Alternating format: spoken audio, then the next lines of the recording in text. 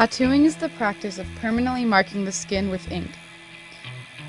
It has been widely practiced throughout human cultures for thousands of years. Hundreds of years ago, Japanese authorities tattooed criminals to allow the public to recognize them. By the end of the 17th century, these outlaws began covering up these tattoos by blending them into bigger ones that would cover their entire body. This process is called horimono and can cost up to tens of thousands of dollars and take years to complete. Although the tattoos are usually covered by clothing, they mark the bodies of the notorious and feared Japanese mafia, the Yakuza. In Papua New Guinea and Africa, tattoos are required for initiation rituals and marriage ceremonies.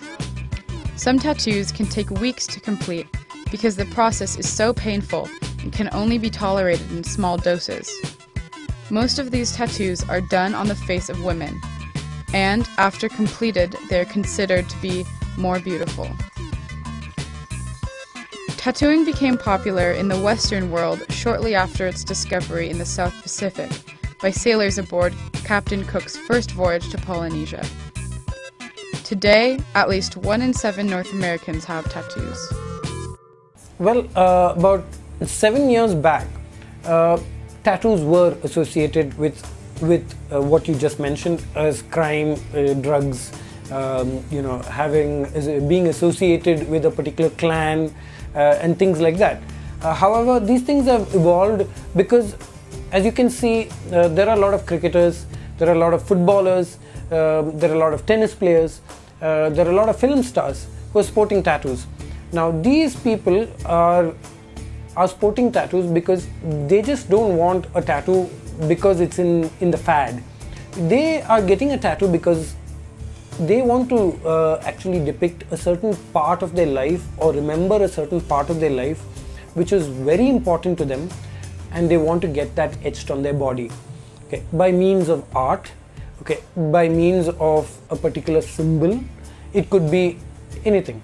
Like, for example, Jacqueline Fernandez. Okay, Jacqueline Fernandez has got a tattoo done from me. Okay, she's got a tattoo of the Eye of Ra, which is Egyptian again. Okay, it is a symbol to ward off evil spirits and also a symbol to bring in fortunes. Okay, she's got it done on the nape of her neck. Okay, so that particular tattoo has got a lot of significance to her, and that's the reason why she got the tattoo done. However, the tattoo was done at the time when she was in a relationship with the Prince of Bahrain. So there was again an influence from the culture of the relationship that she was in. It is actually like a chain reaction. Because of something which has happened and which has built up over a period of years, they would like that particular incident which has actually started the chain reaction to be etched on their body. So I would not really say that it is clannish, or it is related to drug abuse, or it is related to alcoholism, or violence or crime. I don't think any of the cricketers who got tattoos are related to crime. I don't think any of the film stars are associated with crime. Yes, they are a role model for us. As an artist, personally, I feel that I am the person to convince these people that do not do it as a retaliation to society. Do it as something which means something to you, which you can treasure for the rest of your life, which you will not regret later. Today, equipment is modern. You got machines that are made of electromagnetic coils. We got rotary machines.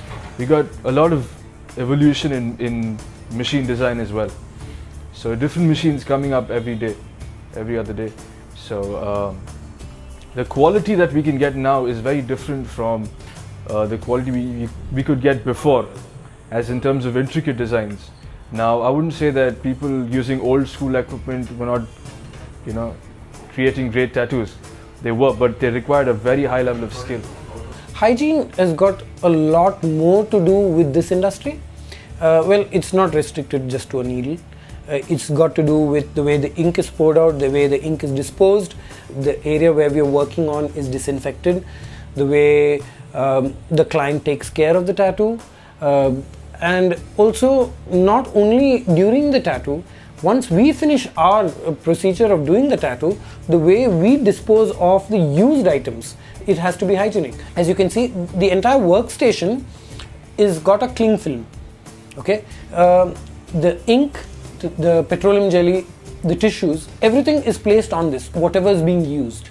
So at the end of the procedure, this entire thing is wrapped up and thrown away. Okay, it is never reused. Even, see, this is an inkwell which has got 5 wells in it. Okay, which means I can pour out ink into this, into another 5 wells. But I'm not going to be pouring out ink into another 5 wells because I've already used it for one. It will be thrown away after that one use. It is all disposed of in an industrial waste, which is also mentioned as hazardous and pathological waste. Okay, so it has to be disposed of that way. The garbage person who comes to collect it knows that it's pathological waste and keeps it separately because it has to be incinerated. So these are the things that has to be followed. Apart from that, yes, needles are one, gloves are the other thing. If the tattoo artist is suffering from a viral infection, whether it's a fever or a runny nose or a cough or a cold, he or she is not allowed to tattoo. Okay, if the client is suffering from any kind of ailments, the client is supposed to tell us that he or she is suffering from that, so that we are aware of that. So as a result of which, we have a small notice which says that if a client is suffering from hemophilia, if the client is suffering from diabetes or psoriasis or any kind of skin disorders, he or she needs to be open and tell us that that they are suffering from it. Otherwise, we are putting ourselves at risk and we are also putting the client at risk.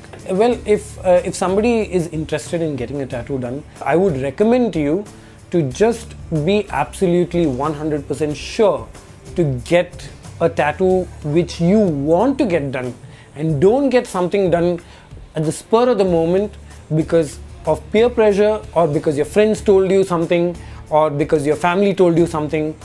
No, because if you want it, you get it done. That's the most important thing.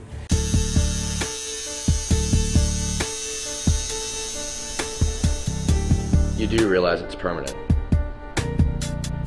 People will stare at you. Elderly women will be afraid of you. Children will look at you and cry. When you're 80, that demon will look like a chocolate bunny left in a hot car.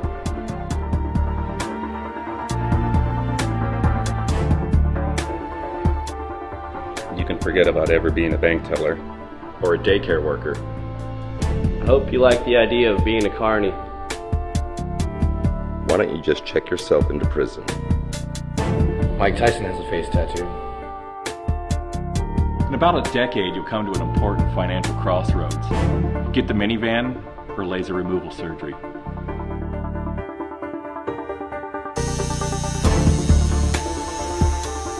Here's a fun fact. 0% of past presidents have had facial piercings.